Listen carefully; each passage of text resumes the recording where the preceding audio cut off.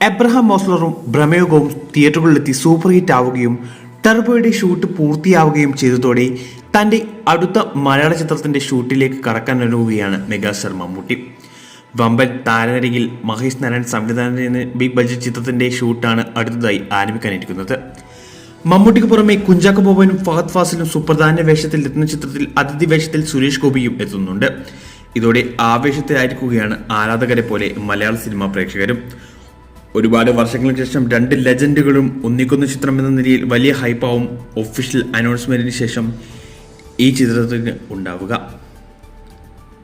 ഒപ്പം ഫഹദും ചാക്കോച്ചനും ഒപ്പം എത്തുമ്പോൾ താരങ്ങളുടെ പ്രകടനത്തിലും ബോക്സ് ഓഫീസിലും വലിയ മത്സരം തന്നെ കാണാം.